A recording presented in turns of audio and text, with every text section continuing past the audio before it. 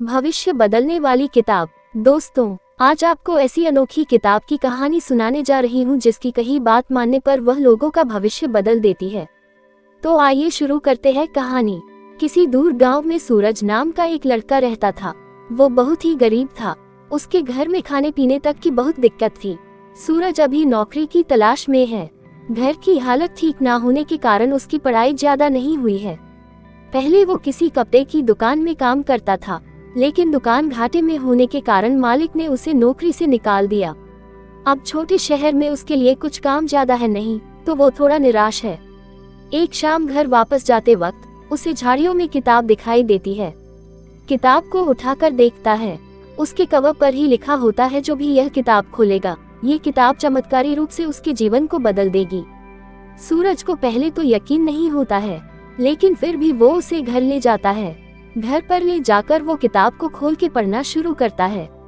किताब में लिखा होता है, आप गरीबी से परेशान हैं, अमीर बन सकते हैं, और उसे एक लॉटरी की टिकट का नंबर लिखा मिलता है।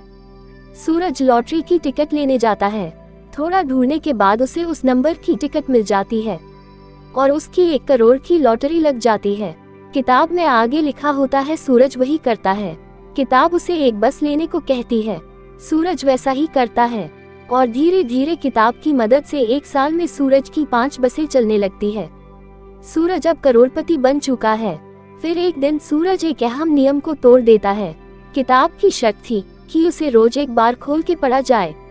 सूरज पैसों के नशे में एक दिन किताब खोलना भूल जाता है। फिर जब उसके अगले दिन सूरज किताब खोलता है, तो किताब की शर्त न मानने की वजह से किताब उसे दंड स्वरूप उसकी आधी दौलत दान करने को कहती है। वो भी 2 दिन के भीतर। सूरज को लालच आ जाता है। वो किताब की बात नहीं मानता।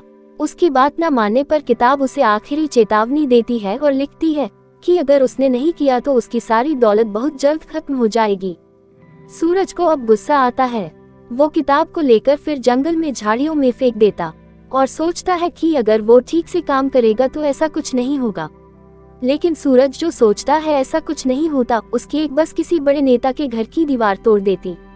फिर सूरज पुलिस और कचहरी के चक्कर में फंस जाता है, जेल भी जाता है। धीरे धीरे किताब ने जो बोला वो होता है। सूरज फिर अपनी पहली सी हालत में लौट आता है। सूरज उस किताब को खोजने फिर जाता है, लेकिन उसे वो नहीं मिलती। शायद अब वो और किसी का भविष्य बदल रही होंगी।